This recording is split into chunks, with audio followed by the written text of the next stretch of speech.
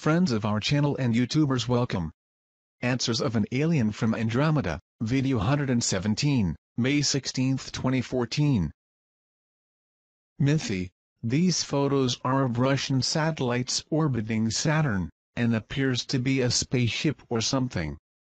Can you tell us something about it?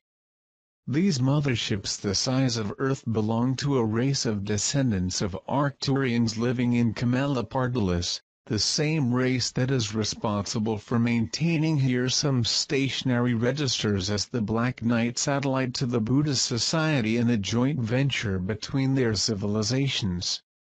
These ships are very, very large, and carry large mining equipment and mining. They also capture entire asteroids composed of ordered minerals by mining them in the Oort cloud. Even in your own footage from NASA through Hubble telescoped viewing, sometimes they show these ships in space intentionally or absent-mindedly. You will observe these very large ships Camelopardalis circling the solar system, as they have bases spread throughout the system. In Jupiter and its moons, Saturn maintains a large base of hexagonal mining in North Pole of the planet as well as extraction stations on various moons, bases that are operating to this day. If you have the ability to pay attention to your Sun through satellites, we'll see many of these great ships of various breeds recharging their batteries of plasma, converting the energy released by the Sun. The plasma energy is used throughout the ship for internal use, lighting, heating, force fields, instrumentation, etc. For navigation, the unipolar magnetic fields are generated by antimatter in most current conceptions of technology to build spaceships, to be a stable source and does not need to recharge during the lifetime of the ship. Therefore, the best place to park large ships will always be close to the Sun of the system. Mythi. We have this footage of a Russian rocket carrying a communication satellite that was shot down by a probe type a few days ago. Can you shed some light on it? The rocket was damaged by a Pleiadian probe for one reason. Was not only leading communications satellite.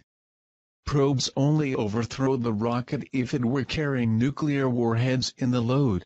That is something was not revealed to you in the story.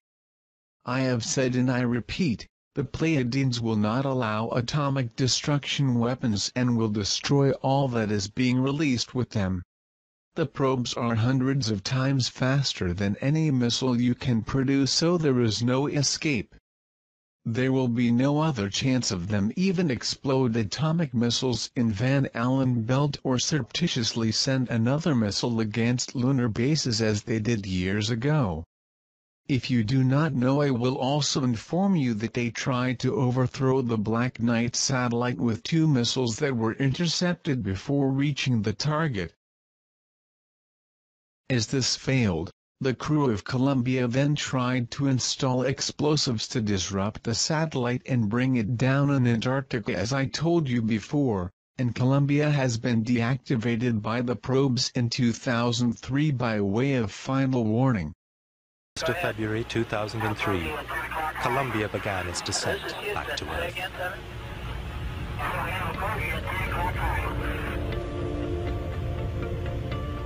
As the shuttle raced over the Pacific towards the US, the crew put on their suits, preparing themselves for a routine landing. It was now 8:40 a.m., and these are pictures of their last moments alive. Columbia's a beautiful ship. She's performing magnificently.